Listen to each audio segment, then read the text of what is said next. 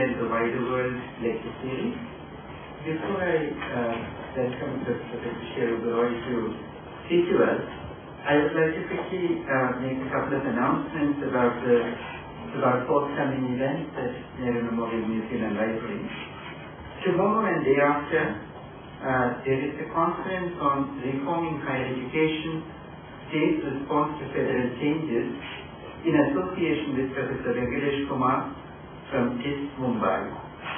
And on the 15th and 16th, there are two public lectures in the series called Interrogating Social Justice. On the 15th, Professor Valerian Rodriguez from JNU will speak on the significance of the state in Ambedkar's thought. And on the 16th, that's Tuesday, Dr. K. Satyanarayana from the English and Foreign Languages University, Hyderabad, will speak on caste, identity, and Dalit movements in contemporary South India. It's with great pleasure that I welcome Professor Patricia Uberoi to speak to us. She needs no introduction to any of us here. We have listened to her and read her work. She has taught sociology at the University of Delhi and JNU and retired as Professor of Sociology at IEG, where she was also the editor of the very well-known journal, Contributions to Indian Sociology. She is at the moment Honorary Fellow and Vice Chairperson of the Institute of Chinese Studies, Delhi, where she has been actively involved with the Bangladesh, China, India, Myanmar Track 2 regional dialogue. She has published widely on aspects of family, kinship, gender and popular culture, including cinema, in respectable India and China. Today, Professor Uberoi is going to speak to us on Dr. Kotnis ki Amar, Kahani and After, Images of China in Bombay cinema. Thank you very much, Uday, and thank you all for coming here. In this lecture, I'm not going to attempt any wide or synoptic overview of India-China relations, which you might expect from a series on India and the world, or any analysis of the role of China on the world stage. I'm simply trying to share with everyone, and perhaps to get your ideas as well, on a puzzle that I've long had as a professional sociologist, involved in nurturing Chinese studies in India, and also witnessed at close academic quarters, to some of the ups and downs of India-China relations through the last decade or more. The problem is a very simple one. Bilateral economic relations between the two countries have forged ahead beyond all expectations, currently over $70 billion or something like that. At the political level, the process of normalization, so-called, set in motion by the historic Rajiv Gandhi visit to China in 1988 and the subsequent Vajpayee visit in 2003. And it was consolidated with the inauguration of a strategic partnership, so-called, in 2005. On the military side, a number of confidence-building mechanisms have been put in place to maintain peace and stability along the 4,000-kilometer India-China border. Nonetheless, the still unresolved border issue, apparently no closer to resolution than it was some 5 decades ago when the two countries fought a brief and for India disastrous border war, continues to cast a shadow over the relationship, generating recurrent crises of blame and recrimination. When one asks knowledgeable persons why the border issue was not solved earlier, when so many opportunities had presented themselves, or why suspicions of Chinese malintentions continue to dominate public discourse across the board, one is invariably given the reductionist, indeed tautological response that this is all due to something called a trust deficit. Supposing we take this assertion of knee-jerk mistrust at its face value. And lots of opinion polls encourage us to do so. The trouble is, as social scientists, where do we look for the trust deficit? Where is it? What is it? How do we study it? And in practical terms, if that's the way one is trying to go, not only to understand but to do something, how do we deal with it? How can it ever be put to rest, given that it appears to be so deeply embedded in the Indian psyche? Given my own personal predilections, and indeed my ongoing, if rather superficial acquaintance with social science writing on India-Pakistan or Hindu-Muslim relations, in literature, cinema, school textbooks, and so on, with which many people here are familiar, I decided to attempt to read the India-China equation, or let's say the trust deficit or mistrust, from selected texts of popular Hindi cinema. I thought this was a rather good idea, but it was a remarkably naive and uninformed decision. Not least because the archive of films was remarkably sparse when compared, say, to the India-Pakistan archive. And also because the films that exist appear to be trapped in a time warp. This, I believe, is significant. I stubbornly persisted with my foolish quest, however, for there is in fact a major cinematic statement of the India-China relationship to be found in Taken Anand's powerful, emotionally wrenching, and musically overwhelming film Hakikat, made in 1964, 2 years after the war. My preliminary analysis of this film convinced me that its meaning can only be fully appreciated in comparison and contrast with a much earlier film, namely Shantaram's Dr. Kotnis' Amar Kahani, which was released in 1946. So this is where my present exercise began, tracing back from Hakikat to a different statement, a different time, a different psyche. Now, the immortal story of Dr. Kotnis, which is its English title, or DKAK, is a much cited and probably very little watched Hindi movie that, as everyone here knows, extols an iconic moment in the 20th century history of Sino-Indian relations. The participation of the Indian medical mission to China in China's liberation struggle against Japanese occupation. And then the tragic death in the field of one of the mission's members, the eponymous Dr. D.S. Kotnis. This is the present DVD sold in the market here. We'll talk about what you see, but basically a heroic Indian doctor rescuing a child injured in a war raid in Kunming, the medical idiom. And here, something that also happens in the film, the romance and marriage of the Indian doctor with a Chinese nurse. In one of the publicity pieces for this, one of the stills, it was labeled Kotnis, the apple of China's eye.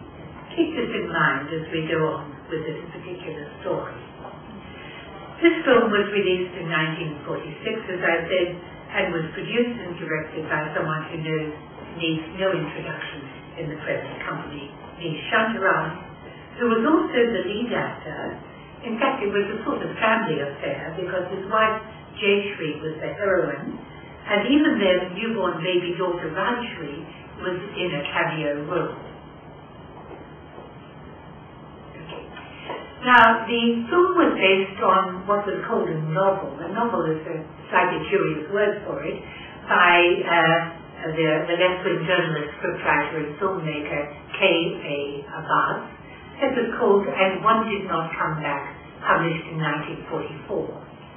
And this in turn followed very closely the diary of one of the participants in the mission, Dr. B.K. Basu, embellished with detail and local colour, culled from a book that many people here would know, Edgar Snow's famous Red Star over China, published in 1938, which all the doctors read on their voyage from Bombay to Guangzhou, and other notable eyewitness accounts of China's anti-Japanese struggle. It was a privileged production insofar as it was an approved war effort film. There were very few, that meant that they got the celluloid for making the film, when many other filmmakers didn't. It was made in both simultaneously and unusually, in both Hindi and English, with an ambitious eye to the overseas market. And though it was not commercially successful as some of Shantaram's other films are, such as the mythological Shakuntala, which came out just a couple of years earlier, which had run for 104 successive weeks in Bombay, it was said to have performed creditably in the box office. For the most part,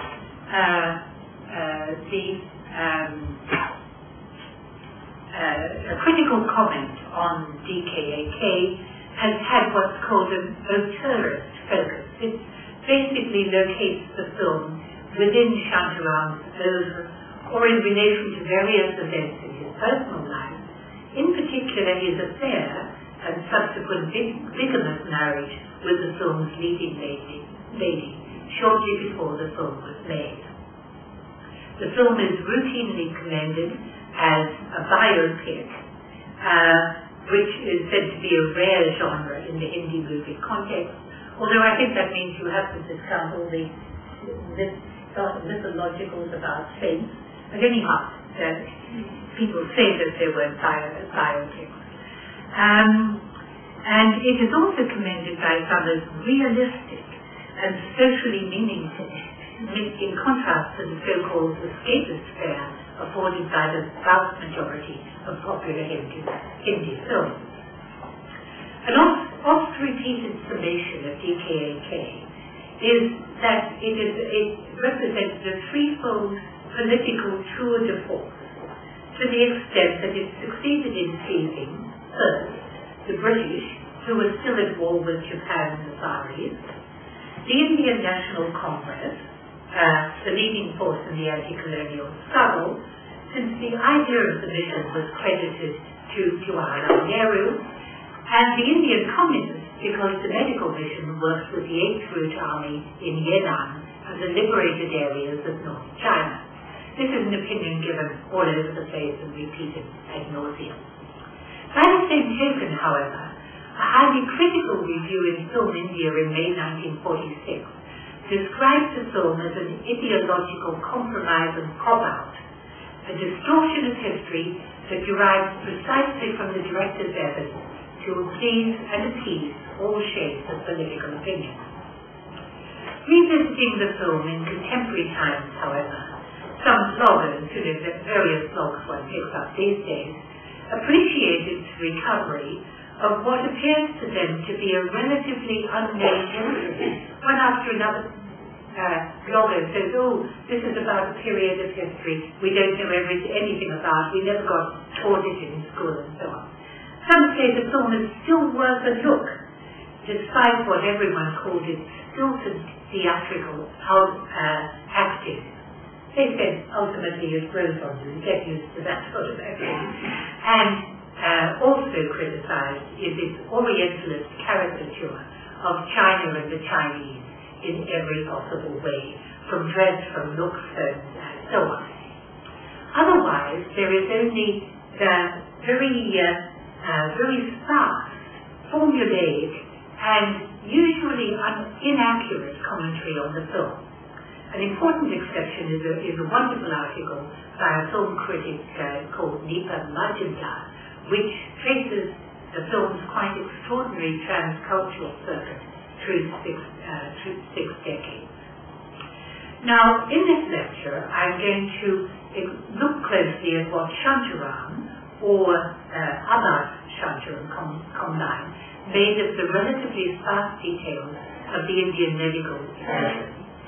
And in particular, in the present context, because we're looking at psyche or attitude, the cinematic construction of the Chinese other vis-a-vis the Indian self, okay? The sort of psychology of the relationship. The account will highlight two types of cultural transition and translation in the cinematic telling of Kotnis' heroic story. This was meant to illustrate the sort of pseudo-Chinese, this is one of the sets, the Yan'an caves and the pseudo-Chinese set. I mean, it's a remarkable sort of set in this one. Okay.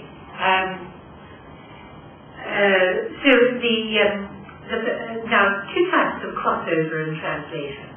The first is a geographical and also generic transition from one socio-cultural setting to another. From a patriotic film made in, I'm going to illustrate this so I'll run through it.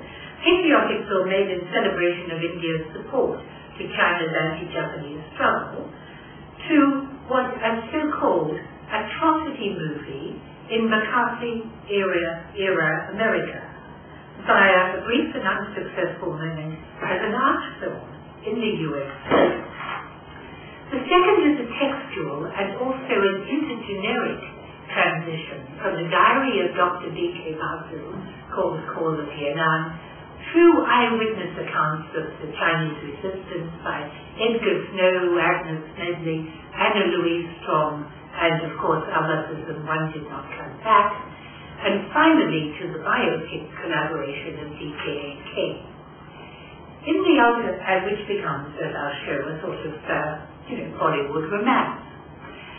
In the ultimate analysis, it appears that, and this is from the publicity stills, Mr. Hindustan meets Miss China of the publicity brochure authorizes the symbolic appropriation of the Chinese other to the paternalistic order of the Indian family. Just as in the years after independence, India was to patronize the assimilation of China to the world order of modern nation states. I'm referring here to the 1950s. As we all know, this proved to be an unstable partnership, ultimately foundering on the two countries' rival territorial claims and global ambitions. Now, the first part of this is the strange cross-cultural history of DKAK, and I think I should skip through it pretty quickly, although it's an absolutely fascinating, impossible to believe story, but told very ably in the paper that I cited by me from Manchester. As I said, this film was made in two versions, Hindi and English, and with really interesting motivated changes in the English version produced for the overseas market. For instance, in the Indian version, the Hindi version, the doctor is dressed like doctors ought to be, like in pants, shirt and white coat. In the English version, he's in a dhoti, for no good reason at all. And there are many other examples which you could pick out of this. As Nipa Majumdar recounts the story of its production, Shantaram went to the US to market the film and sold the rights along with those for Shakuntala to American distributors, a group called Mayer and Bernstein, who were specialists in continental films. Now we have to think back to the late 40s, what is a continental film? And these marketed the film as routinely created other foreign films at the time as a highbrow art film. So Dr. Kotnis goes to America to become an art film. As such, the film was singularly unsuccessful. Shakuntala was only a little better, that ran for 13 days. I think Dr. Kotnis showed for one day and then was removed. Shakuntala for 13 days. And Shantaram, who'd gone to the US just for this purpose, returned to India disappointed. In 1955, that is a few years down the track, with or without Shantaram's express permission, DKAK now this is really extraordinary, it was cannibalized into a Cold War anti-communist instead of pro-communist exploitation movie, now titled Nightmare in Red China. It was credited to one Lord Friedgen as co-director, editor, and producer. For this version, that is Nightmare in Red China, the musical interviews, usual for a Hindi film, were cut out, except two supposedly Chinese songs, along with all reference to the Indian freedom movement. That all went out, which, and after all, this was the whole motivation of the medical mission. And, more pertinently, 7 slices of what is referred to as generic atrocity footage were inserted into the movie for appropriate effect, like some rapes and some tortures and all that sort of thing.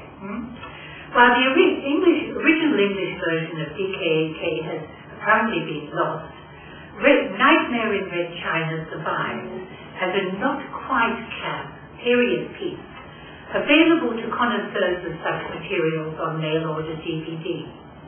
That it bears little relationship to the original journey is clear from the following advertisement for that DVD of Nightmare in Red China, which says, "So, you think America has a monopoly on bad red dating documentaries, huh? Well, wait till you see this Indian import, made to protest the Chinese takeover of Tibet. Come on!" The features an all-Indian cast impersonating red Chinese. The final summation is unintentionally funny docudrama on the Asian peril. Now, don't you remember, this was a pro-communist, left-leaning endorsement of the Red Area's struggle against Japanese. Now, presenting the strange story of DKAK's cross-cultural transition, Lima Majumdar hones in onto the generic crossover from a popular, supposedly realistic film to a highbrow, Cold War pot boiler mediated by the abortive career as an art house movie. Along with this, she details the journey of simultaneously orientation of stereotyping of both the Japanese, that's the enemy, and the Chinese, whether communists or nationalists, through imagery deeply inflected by Hollywood stereotypes. So more or less, she says, this was a Bombay production using Hollywood stereotypes of Chinese and so on. At the same time, the journey presented a curious blend of softer ethnography that drew on Indian perceptions of Hollywood's understanding of India as manifested in the costume changes and other things, and resistant stereotypes in political counterpoint to prevailing types of Hollywood Indian representation.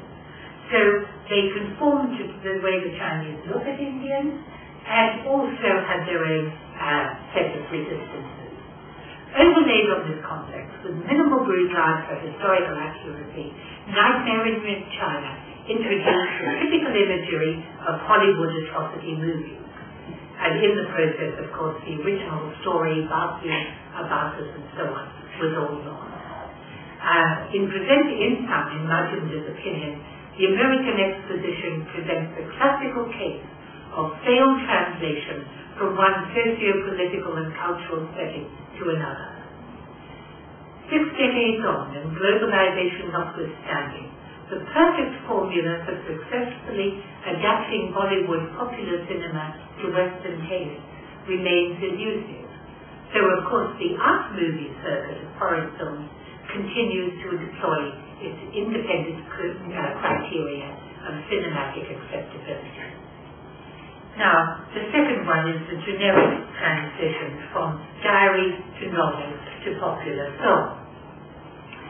Now back to Basu's call of Yan'an as partisan tribute to the solidarity of the people of India with the people of China in their heroic struggle for national liberation, dedicated to Commander-in-Chief Zhu De and the valiant fighters of the 8th Group Army, that is the communists behind Japanese lines, with whom Basu and Kotnis served. Following his medical training, a little bit about Basu, at Calcutta Medical College, Basu had become a member of the Communist Party of India in 1936 and afterwards enlisted to the medical mission. His very detailed account records his induction into the mission, the sea voyage, during which he devoured Edgar Snow's recently published Red Star Over China. Sure we've all read this, Patricia, that's right. His meeting with Mrs. Sanyas then in Canton, and later his meeting with the famous American writer Agnes Smedley, of whom some of you will know, who incidentally advised the Indian doctors after one meeting with them to get into better physical shape if they really intended to go into the field behind Indian lines. After that they began exercising and running up and down hills and all that sort of thing. Then he goes on about his experience in the field, in Yan'an and so on, and his deep friendship and also rivalry with Kotnis. Basu's suspicion of Kuomintang intentions and his admiration for the Chinese Communist leadership are undisguised.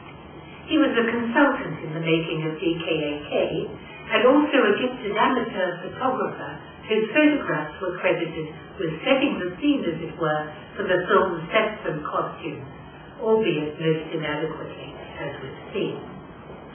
Now, then you come to the novel. So that's the diary. Now the novel, a very funny word for it. It begins with a theatrical flourish listing the dramatis personae of the performance, the members of the Indian Medical Mission team and their supporting cast. The 5 members of the mission, one of them, the leader, Dr. N. Atul, was at the time of writing in jail for his anti-British activities, while another, Dr. Dean Mukherjee, had recently been released from jail on parole. The senior member remained in ill health, having returned from China prematurely. Dr. Kotnis had died in China, and Dr. Basu came back to raise funds for another exercise of the medical mission. The supporting cast in this theatrical introduction included Pandit Jawaharlal Nehru, who conceived the idea, along with Chiang Kai-shek, Madam Jiang, Madam Sun Yat-sen, Mao Zedong, General Zhu De, and General Zhou Enlai, the Indian people, who donated the annas and rupees that financed the work of the mission, and the common people of China, who, etc., had fought on against the ruthless Japanese fascists for 7 long years, etc. And One Did Not Return describes the process of recruiting, composition of the team, their departure from Bombay with huge fanfare in September 1938, the voyage, everywhere they went, the Chinese community came out and gave them donations and money. Their arduous journey from Canton to Hangzhou to Yichang and up to the wartime capital of Chongqing. Everything was now falling under Japanese control as they did that, and there were terrible episodes of bombing and atrocities. Now when they got to Chongqing, the mission endured a frustratingly long wait before finally being permitted to proceed in January 1939 to the Chinese Communist stronghold of Yan'an. Actually, they want them to go to the communist area, despite the supposed united front. Two of the members fell sick, returned to India, and Basu and Kotnis were dispersed from Yan'an to the different liberated areas, behind enemy lines. Kotnis ultimately headed the famous Dr. Bethune International Peace Hospital in place of Norman Bethune, who recently died.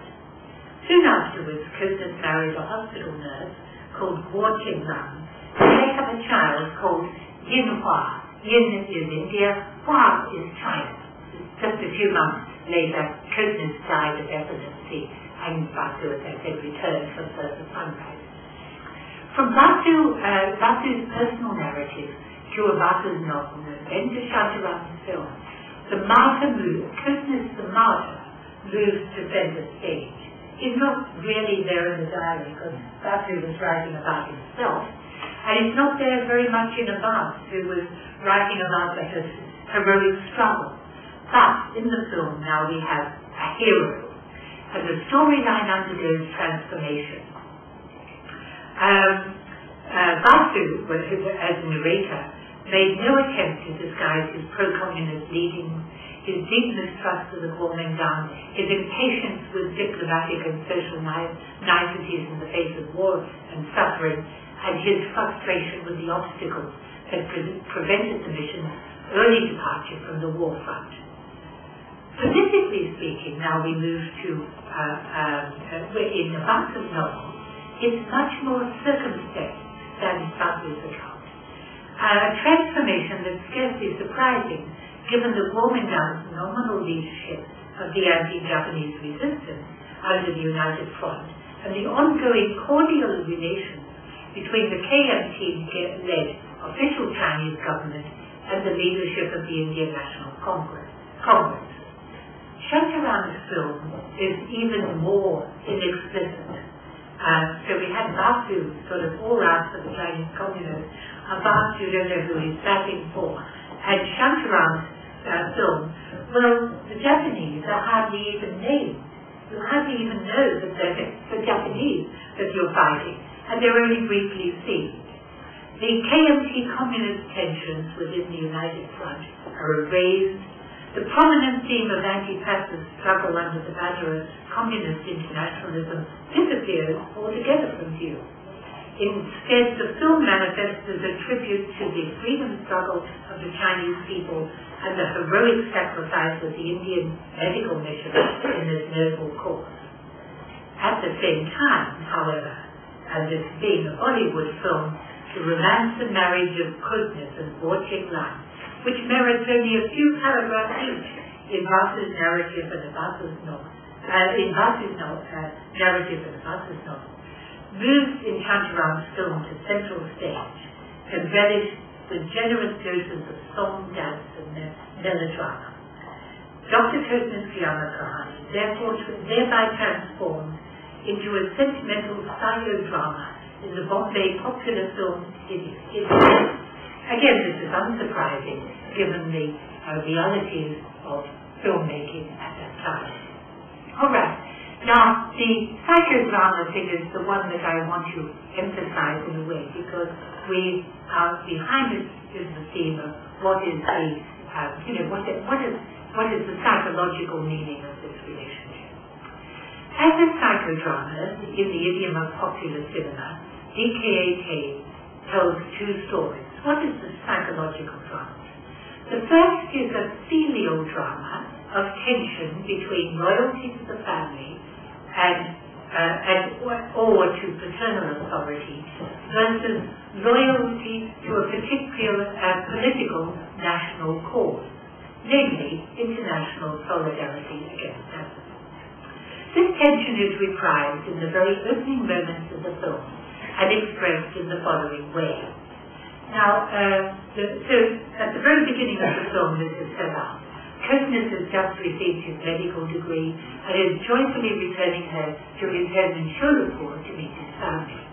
His father, who is immensely proud of his son's achievement, has bought and set up a clinic for him to practice as a doctor in his hometown, and the whole family is eagerly preparing to surprise Kotnis with this gift. However, Kotnis has just been motivated by a passionate appeal by the Congress leadership to volunteer his services for the Indian medical mission that's preparing to go to China. Step by step, so this is the scene. We know that Kotnis has just heard this inspiring speech, supposedly by Nehru. On the other hand, we know that the father is prepared to make him a doctor. His father is deeply shocked by this decision, but ultimately rallies and gives him permission to go. He says that service to your country service to your country is service to your family. His service in the Indian Medical Commission is service to India. Then the father says, go ask your mother's permission.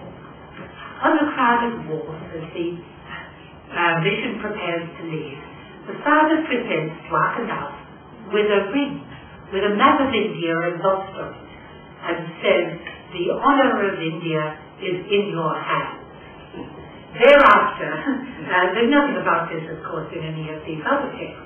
Thereafter, the ring becomes a major prop in the unfolding of the narrative, appearing at 4 dramatic turning points in the film as both sign and symbol of Dwarkanath's mission and a reminder of his Indian identity. So his ring keeps sort of flashing here and there. And I just refer to these things, they'll give you an idea of the plot as well. In Chongqing, Dwarkanath receives the news of his father's sudden death in Shuripur. Overwhelmed by guilt and sorrow and encouraged by his sympathetic colleagues, Kotnis begins to pack his bags to return to India.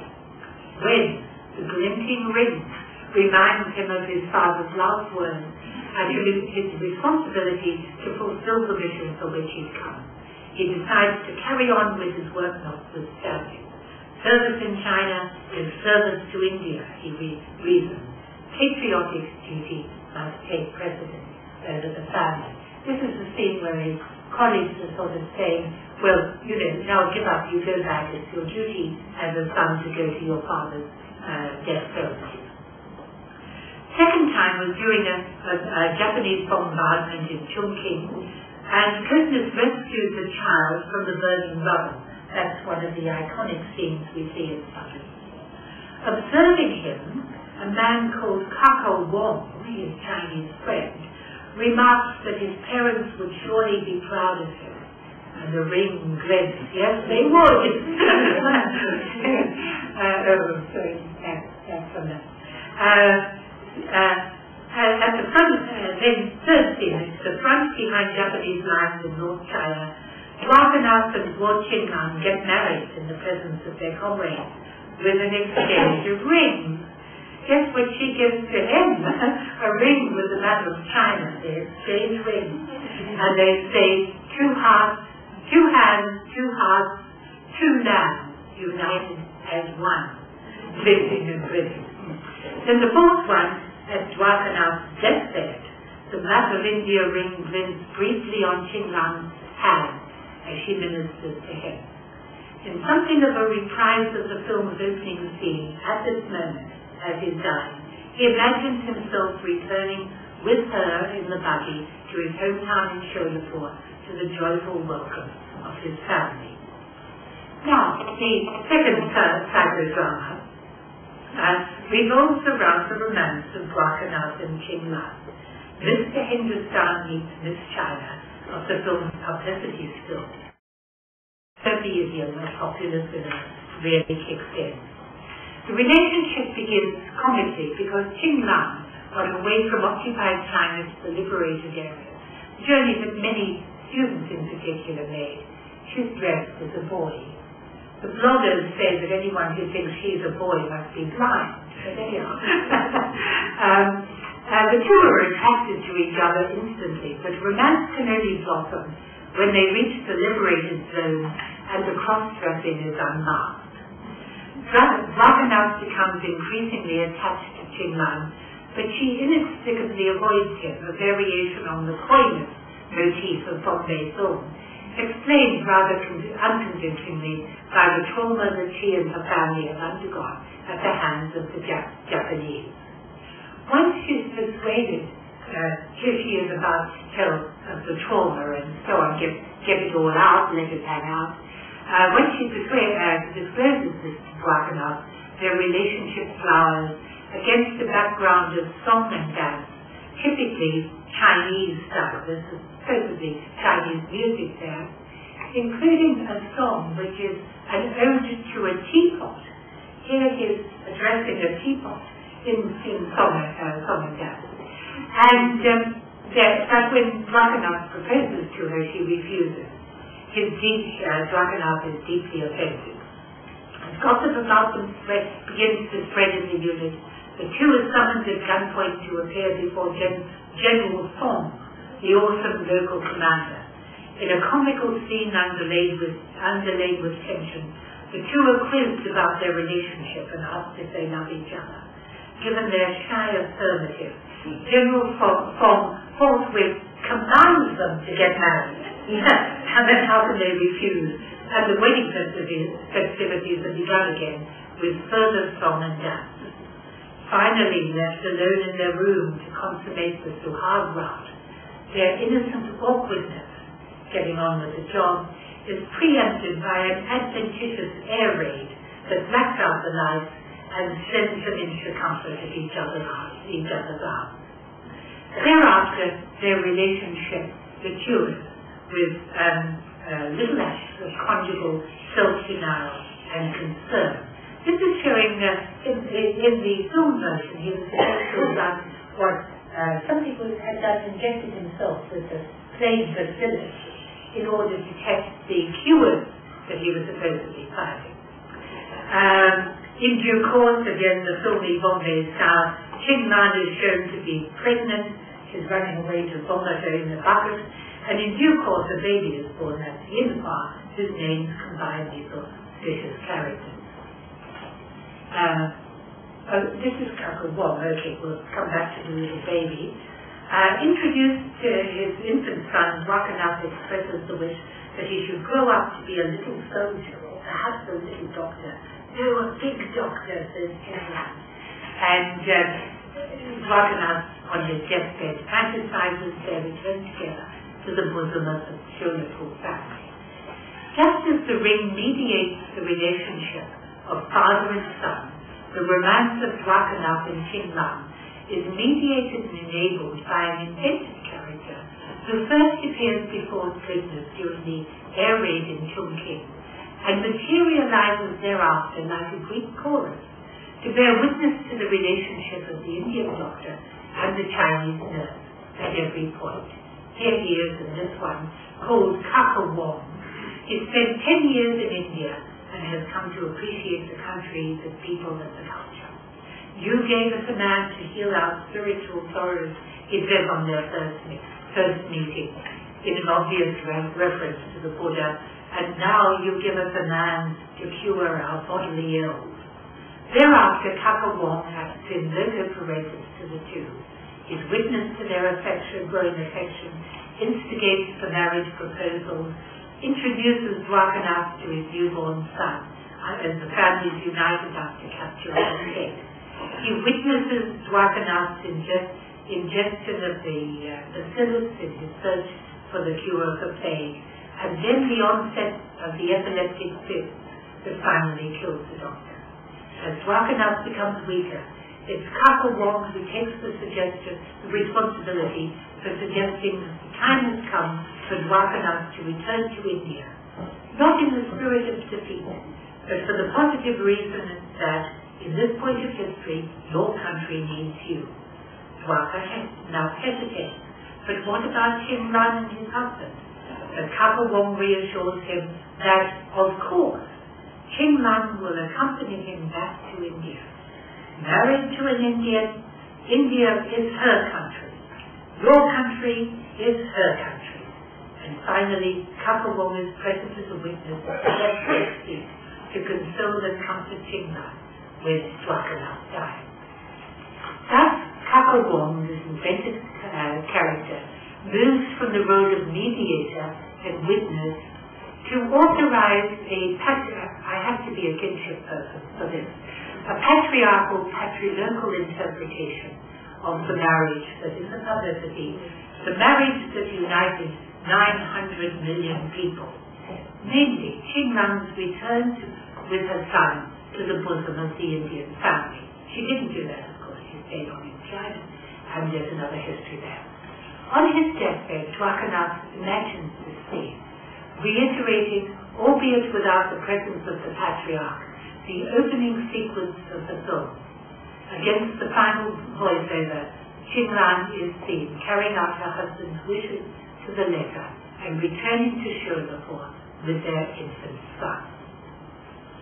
Now, to sort of conclude, Dr. Kotnis is ultimately a tribute to Indian nationalism, celebrating anti-imperialist solidarity across ideological, class and community lines. True to the vision of Nehruvian socialism, it is secular, rationalist, and resolutely non-religious.